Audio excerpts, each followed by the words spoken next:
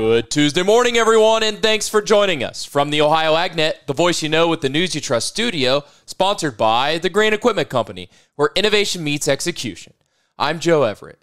Well, currently 68 degrees already here at the farm, and looks like it's going to be another hot one outside, so if you're out doing some work around the farm, make sure you're taking care of yourself out there and stay hydrated. Now taking a quick look at the calendar, the Access Seeds County Fair Tour takes us to Richwood Independent Fair tomorrow, August 28th. Then we'll be at the Hancock County Fair on Thursday thanks to Nutrien Ag Solutions and the Hancock County Farm Bureau. Stop out and see us. Now let's take a look at some of your agricultural news headlines. Well, once again, Illinois is the most expensive state in the Corn Belt to cash rent non-irrigated cropland, according to survey data released by USDA's National Agricultural Statistics Service on August 23rd. The USDA's national survey, which includes data from about 250,000 farmers with $1,000 or more in agricultural sales, is conducted each year from mid-February until June. This year, Illinois, Iowa, Nebraska, Wisconsin, Kentucky, Ohio, Missouri, Michigan, and Indiana listed a total of 853 counties, including an entry for other counties in several states. Of the 853 counties listed in the survey, the most expensive counties in the Corn Belt for cash-rented, non-irrigated cropland in 2024 is Piatt County, Illinois, with $377 per acre. That is up $15 from the year before in 2023. Coming in second is Sangamon County, Illinois, with the tie between Moultrie County, Illinois, at $369 per acre. And third is Macon County, Illinois, with $352 per acre, followed in fourth by DeWitt County, Illinois, with $340 per acre. As for Ohio, Hardin County is the highest. It increased $29 from its 2023 cash rent average, now sitting at $240 per acre as the highest cash rent average in the state. In other news, Canadian rail employees go back to work. The Canadian International Relations Board issued an order imposing binding arbitration between the two sides. It also ordered that no rail work stoppage, whether a lockout or strike, can occur during the arbitration process. As a result, work has resumed on both the Canadian National and Canadian Pacific Kansas City networks as of Monday morning. While railroad workers have returned to the job, the Teamsters Canada Rail Conference has vowed to challenge the ruling in court. Of course, it's preferable that both parties have the latitude to arrive to an agreement themselves, says Mike Steenhoek, Executive Director of Soy Transportation Coalition. It's appropriate that the federal government intervened on behalf of the country and all those like U.S. agriculture that depend on a predictable, reliable cross-border supply chain.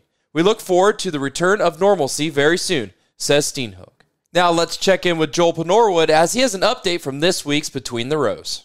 It is dry between the rows. They just need moisture to make those beans. If we don't get some here in the next few days or week or so, I think we're going to lose some top end yield that we was looking forward to having for sure. Matt Spielman of Stark County, our Between the Rows farmer this week, thanks to Seed Genetics Direct. Though not as hard hit by drought as southeastern Ohio, there's no doubt more rain could go a long way in his part of the state. Now we got this heat coming back and just a 2-week span. If we don't get much, that soaks it up pretty quick in August. Spielman says they're seeing some unique insect pressure their way lately, so much so they've had to step in. We found Mexican bean beetles in just a localized area.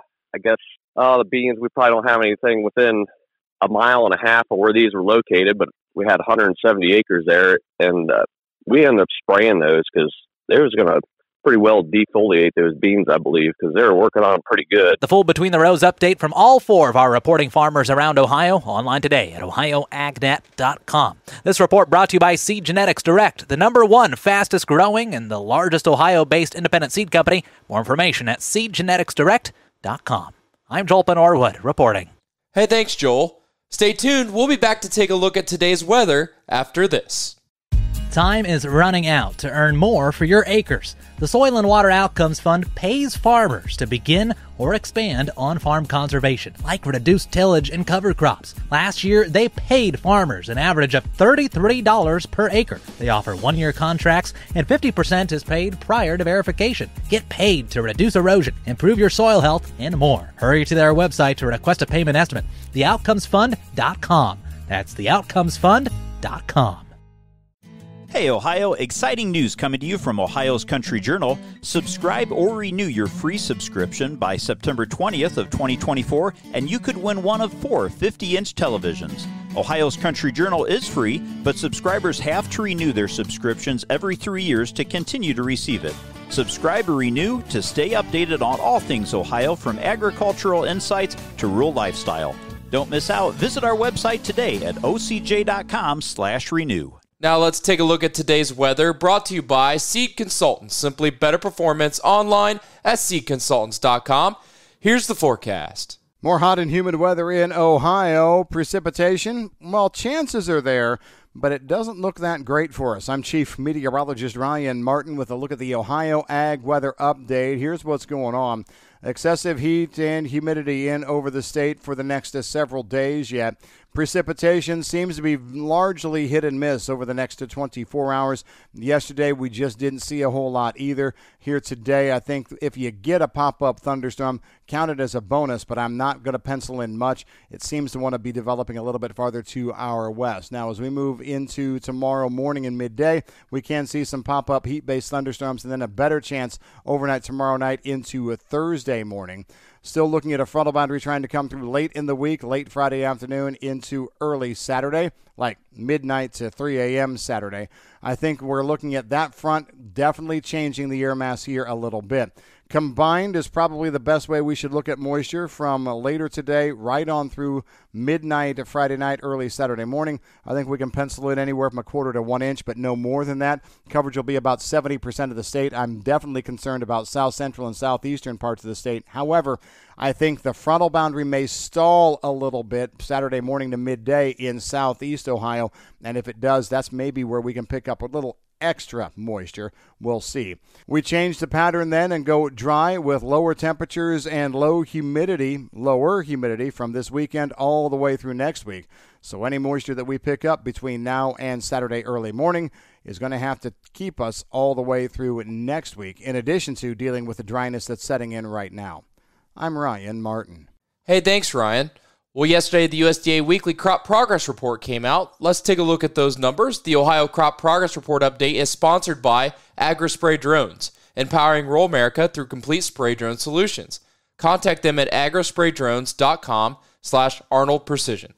Starting with the national numbers, corn in the dough stage was estimated at 84%, 1 percentage point behind last year's 85%, but 1 point ahead of the 5-year average of 83%. Corn dented was estimated at 46%, equal to last year, but 4 points ahead of the 5-year average of 42%. Corn matured was pegged at 11%, 3 points ahead of last year's 8%, and 5 points ahead of the 5-year average of 6%.